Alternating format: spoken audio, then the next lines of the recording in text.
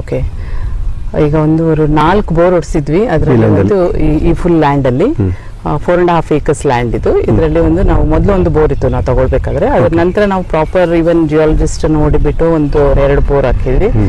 ನಂತರ traditional method ಅಲ್ಲಿ ತೋರಿಸ್ಬಿಟ್ಟು ಅದರಲ್ಲಿ 2, ಅದರಲ್ಲಿ 1 ಬೋರ್ ಒಂದರಲ್ಲಿ ಮಾತ್ರ ನೀರು ಸಿಕ್ಕಿದೆ, ಮಿಚ್ಚದೆಲ್ಲ ಫೇಲ್ಯೂರ್ ಆಯ್ತು. ಫೇಲ್ಯೂರ್ ಆದ್ಮೇಲೆ ನಾವು ಏನ್ ಮಾಡೋದು, ವಾಟ್ ಡು ವಿ ಡೂ ಅಂತ ನಾವು ಬಹಳ ಸರ್ಚ್ ಮಾಡಬೇಕಾದ್ರೆ ಸರ್ದು ಕಾಂಟ್ಯಾಕ್ಟ್ ಸಿಕ್ತು ನಮಗೆ. ಸೊ ಕಾಂಟ್ಯಾಕ್ಟ್ ಸಿಕ್ಕ ಮೇಲೆ ನಾವು we wanted to contact and see ನಮಗೆ ಇದಾದ್ರೂ what other sources we can generate ಅನ್ಬೇಕಾದ್ರೆ. ಸೊ ಹಿ ಗೈಡೆಡ್, ನಾವು ಭಾಳ ರಿಕ್ವೆಸ್ಟ್ ಮಾಡಿ ಅವರಿಗೆ ಬರ್ಲಿಕ್ಕೆ ಹೇಳಿದ್ವಿ. ಸೊ ಬಂದಮೇಲೆ we have taken his ideas ತಗೊಂಡು ನಾವು we have done 2 borewell recharges. ಇವತ್ತು ನಮ್ಗಿನ್ನೂ ಅದ್ರ ಇಂಪ್ಯಾಕ್ಟ್ ಹೇಗೆ ಬರುತ್ತೆ ಅಂತ ಗೊತ್ತಿಲ್ಲ. ಇನ್ಮೇಲೆ maybe after rainy season will update you ಇದ್ರದ್ದು ಇಂಪ್ಯಾಕ್ಟ್ ಏನಿದೆ ಅಂತ. ಹಡಗಲಿ ತಾಲೂಕಿನ, ಹೌದು, ಹಡಗಲಿ ತಾಲೂಕಿನ ನಂದಿಹಳ್ಳಿ ಗ್ರಾಮ. ನಂದಿಹಳ್ಳಿ ಗ್ರಾಮ. ಇದು ನೀವು 4 ಬೋರ್ ಹಾಕಿದ್ರಾ? ಹೌದು, ನಾವು ತಗೊಂಡ ಮೇಲೆ 4 ಬೋರ್ ಹಾಕಿದ್ವಿ. ಅರ್ಲಿಯರ್ 1 ಬೋರ್ ಇತ್ತು, ಆ ಬೋರಲ್ಲಿ ನೀರು ಇವಾಗಲೂ ಬರ್ತಾ ಇದೆ ಅದು. ಈಗ ನಾವು ತಗೊಂಡಿದ್ ಆದ್ಮೇಲೆ 4 ಬೋರ್ ಹಾಕಿದ್ವಿ. ಅದರಲ್ಲಿ 3 failure, only 1 bore yielded a very little amount of water, around 1.5 inch according to the borewell person. ಎಷ್ಟಿದೆ ಅಂತ ಗೊತ್ತಿಲ್ಲ, ಬಟ್ ನಾವಿನ್ನು ಮೋಟರ್ ಕೂರಿಸಿಲ್ಲ, ಇನ್ಸ್ಟಾಲ್ ಮಾಡಿಲ್ಲ. ಅದಕ್ಕೆ ಮೊದಲೇ ರೀಚಾರ್ಜ್ ಮಾಡಿ ನೋಡೋಣ, ಅಟ್ಲೀಸ್ಟ್ ಇದ್ರಲ್ಲಿ ಟ್ರೈ ಮಾಡೋಣ. ಇನ್ನೊಂದು ಬೋರ್ ಓಡಿಸೋಕ್ ಬದಲಾಗಿ ಇದನ್ನ ಟ್ರೈ ಮಾಡಿ ನೋಡೋಣ. ಇಫ್ ಇಟ್ ವರ್ಕ್ಸ್ ಫೈನ್ ಅಂತ ಹೇಳಿ ನಾವು ತಯಾರಿ ಮಾಡ್ಕೊಂಡಿದ್ವಿ ರೀಚಾರ್ಜ್ ಮಾಡ್ಲಿಕ್ಕೆ 2 ಬೋರ್. ಪ್ಲಸ್ ನಾವು ನಿಮ್ಗೆ ಅಡ್ವೈಸ್ ಮಾಡಿದ್ವಿ, ನಿಮ್ಮ 4.6 acre ಲ್ಯಾಂಡ್ ಅಲ್ಲಿಗೆ ನೈಬರಿಂಗ್ ಲ್ಯಾಂಡ್ ರೈನ್ ವಾಟರ್ ಇಲ್ಲೇ ಫ್ಲೋ ಆಗುತ್ತೆ, ಅಲ್ಲೊಂದು ಟ್ರೆಂಚ್ ಹೇಳ್ತಾ ಇದ್ವಿ, ಅಲ್ಲೊಂದು ಬಂಡ್ ಹೇಳ್ತಾ ಇದ್ವಿ. ಟೋಟಲಿ ಒಟ್ಟು ನಿಮ್ಮಲ್ಲಿ ಫಾರಮಲ್ಲಿ ಬಿದ್ದಿರ್ತಕ್ಕಂಥ ಎವ್ರಿ ಡ್ರಾಪ್ ಇಲ್ಲಿಗೆ ಬರಬೇಕು ಅನ್ನೋದು ವಿಷಯ. ಸೊ ಲೆಟ್ಸ್ ಹೋಪ್ ಎಲ್ಲ ಕರೆಕ್ಟ್ ಆಗುತ್ತೆ ಅಂತ ನೋಡ್ರಿ ಬಯಸೋಣ.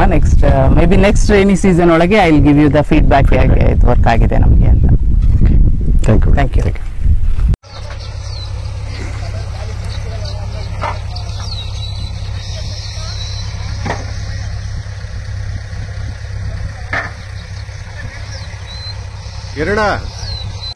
ನಾಳೆ ನಾವು ಅಚಾನಕ್ ಈ ಮೋಟ್ರ್ ಎತ್ತಬೇಕಂದ್ರೆ ಫೋಟೋ ತೋರಿಸ್ತೀನಿ. ಒಂದ್ ಸೈಡ್ ಒಳಗಡೆ ಬರಕ್ ಐತೆ, ಒಂದೇ ಕೋರ್ಸ್ ಕಟ್ಟದ, ಅದು ಒಳಗ್ ಬರಕ್ ಗಾಡಿ ನಿಮ್ಗೆ ಒಳಗ್ ಬರಕ್ ಒಂದು ದಾರಿ ಇಟ್ಕೊಂಡು ಜೋಡಿಸಿರ್ತಾರೆ, ಸಿಮೆಂಟ್ ಹಾಕಲ್ಲ. ತಕೊಂಡಿಲ್ಲ ಸರ್, ತಗೊಂಡಿದ್ದೀರಾ? ಅಷ್ಟು ಮಾಡ್ಕೊಂಡ್ಬಿಟ್ರೆ ನಿಮ್ಗೆ ಕರೆಕ್ಟ್ ಆಗುತ್ತೆ. ಅದು ಈ ಬೈಕ್ ನ ಬರ್ತದೆ, ಆಲ್ಬಮ್ ಅಣ್ಣ ಬ್ಯಾಗ್ನಾಗ ಐತೆ ನೋಡ್ತಾರೆ ಹಂಗಾರೆ ನಮಗೆ ಈ ಸೈಡೇ ಕೊಟ್ಟು ಅಲ್ಲಿ ಮಾಡ್ಕೊಂಡು ದಾರಿ. ಈಗ ಅದಕ್ಕೂ ನಿಮ್ಗೆ ಜೀಪ್ ಹೋಗುತ್ತೆ, ಈಗ ಟ್ರ್ಯಾಕ್ಟರ್ ಜೀಪ್ ಹಿಂಗೆ ಅದಕ್ಕೊಂದು ದಾರಿ ಬೇಕು ನಿಮ್ಗೆ. ಹಿಂಗೆ ಹೋಗ್ತದೆ ಸರ್, ಹಿಂಗೋಗಿ ನೀವು ಯಾವುದೇ ತೋಟ ಮಾಡ್ಬೇಕು. ಈಗ ಆ ಕೆರೆ ಕೃಷಿ ಹೊಂಡ ಎಷ್ಟು ದೊಡ್ಡದಿದೆ ಏನು? ನ್ಯಾಚುರಲ್ ಆಗಿ ಹೇಳು, 4 ಎಕರೆ ಜಮೀನು ಇದು ಎಷ್ಟು ಎಕರೆ ಅಣ್ಣ? 4 ಚಿಲ್ಲರೆ ಸರ್. 4 ಚಿಲ್ಲರೆ. ಇದ್ರಾಗ ಮೊದಲಿನವರು ಬೋರ್ಗಳು ಕೊಡ್ತಿದ್ದಾರೆ ಮೇಡಮ್ ತಗೊಳಕ್ಕಿಂತ ಮೊದಲಿಗೆ ಒಂದು ಬೋರ್ ಹಾಕ್ಸಿದ್ ಸರ್. ಅಲ್ಲ, ಇದಕ್ಕೆಲ್ಲ ಫೇಲ್ ಆಗಿದೆ ಅಂತ ಹೇಳಿದ್ರು. ಇಲ್ಲ, ಒಂದು ಆ ಕಡೆ ಹಾಕಿ ಸರ್, ಫೇಲ್ ಆಗಿ ಸರ್. ಒಳ್ಳೆದಿನ ಹಾಕಿ ಸರ್. ನಮ್ಮ ಅಕ್ಕರ್ ಬಂದು ಒಂದು 4 ಬೋರ್ ಹಾಕಿ ಸರ್, 3 ಫೇಲ್ ಆಗಿ. ಎಷ್ಟು ಅಡಿವರೆಗೂ ಹೋದ್ರಿ ಸರ್? ಅದು 200 ಚಿಲ್ಲರೆ ಹಾಕಿ ಸರ್. ಇದು 325. ಅವೆಲ್ಲ 200 ಮೇಲೆ ಸರ್. ಎಲ್ಲ ಒಂದು ಪೌಡರ್ ಎಲ್ಲ ಬರೀ ಪೌಡರ್ ಸರ್, ಬೆಳೆಯಲ್ಲ.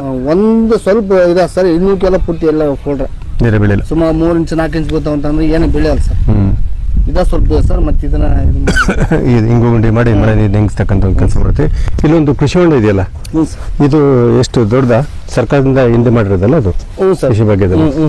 ಸುಮಾರು ಒಂದು 21 ಮೀಟರ್ದ 21 ಮೀಟರ್ಗಳ 10 ಅಡಿ ಆಳ ಆಯ್ತದು ಸರ್. ಅದು ಆ ಲೆಕ್ಕಕ್ಕಿದೆ. ಅದು ಮಳೆ ಎಲ್ಲ 5-6 ವರ್ಷ ಆಗಿದೆ ಅದು ಸರ್. 80 ಅಷ್ಟೇ. ಡೆಪ್ತ್ 85 ಐತೆ ಸರ್. ಉದ್ದ ಅಳತಿ ಮಾಡಿದ್ಬೇಕ ನಾವು.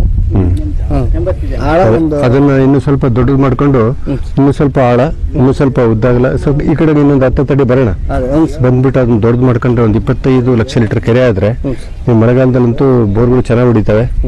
ಎಲ್ಲ ನೀರು ತುಂಬಿಸ್ಕೊಂಡ್ಬಿಟ್ರೆ ಮಳೆಗಾಲ ಮುಗಿಯೋದ್ರೊಳಗೆ ಈಗ 2 ಬೋರ್ ನೀರು ಅದಕ್ಕೆ ತುಂಬೋದು.